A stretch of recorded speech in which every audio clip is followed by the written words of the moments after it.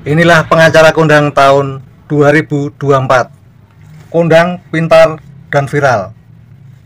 Benar-benar istimewa. Tapi apakah terbukti dia pintar? Kita tunggu kelanjutan kasusnya. Berbicaralah sesuai dengan data dan fakta, bukan berbicara alibi ataupun pendapat-pendapat saudara. Anda tahu nggak, keterangan-keterangan saudara yang menimbulkan kesesatan hukum bisa berdampak kepada institusi kepolisian Republik Indonesia. Kita sepakat, institusi harus dijaga, nama baik Polri harus dijaga. Tapi jangan sekali-sekali coba ya merusak nama baik institusi seolah-olah penegakan hukum ini tidak benar. Saudara mengerti nggak proses hukum yang sedang berjalan? Bukan hanya kepolisian saja yang melakukan pemeriksaan terkait dengan perkara ini. Pihak kepolisian, kejaksaan, pengadilan. Paham? Gak percaya, bobrok. Gak percaya. Kata kakek saya, gak percaya. Dari dulu udah gak percaya. Percaya kalau saya pribadi, itu percaya cuma 30%.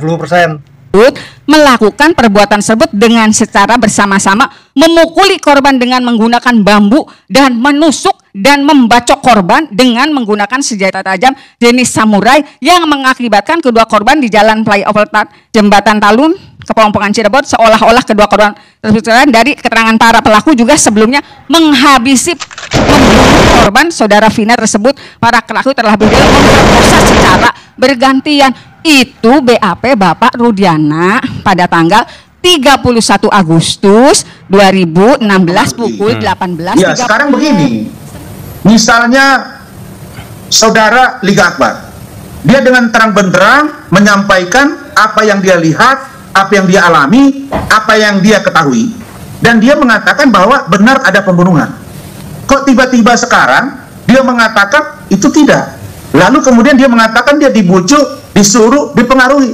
Dia tidak bisa membuktikan apa yang dia katakan itu. Saya sebenarnya kasihan ya, kalau ada anak-anak seperti mereka ini, kemudian mencabut keterangan, itu berisiko hukum.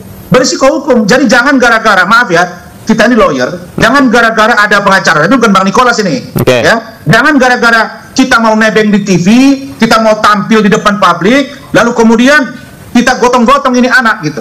Sehingga kita tampil di TV, dilihat orang, tapi anak ini akan jadi korban. Misalnya, dia sekarang dipanggil oleh Polda Jabar, diduga melakukan perintangan penyidikan. Ini konsekuensinya berat. Apakah pengacara bisa membela dia atau menggaransi dia? Saya tidak menuduh pengacara itu mempengaruhi, tapi saya kasihan. Janganlah ada upaya untuk menyuruh orang yang berakibat hukum bagi orang tersebut. Kasihan dia. Begitu kalau menurut saya. Baik, saya ke Bang Nikolai. Bang Nikolai, tanggapan Anda terkait tadi Bang Rasman bilang ada yang mempengaruhi terkait dengan kesaksian-kesaksian sehingga akhirnya dicabut kembali. Tanggapan Anda?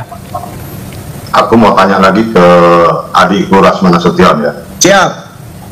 Itu pengacaranya aku bukan? Iya, Dinet? Pengacaranya itu aku bukan? Bukan.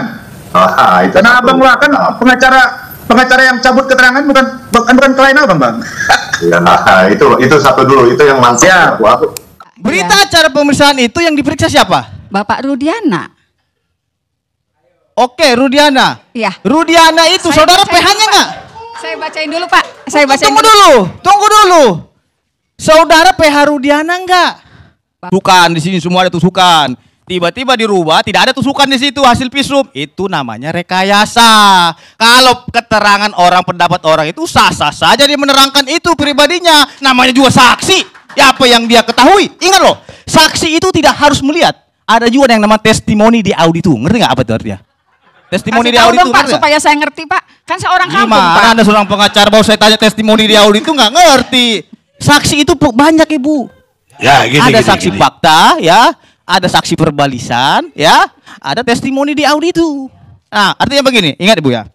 Di dalam asas hukum pidana, ada yang... Jangan dijelasin sejauh itu deh. Ini kan kesempatan saya, Bung Karni. Izin saya lanjutkan dulu ya.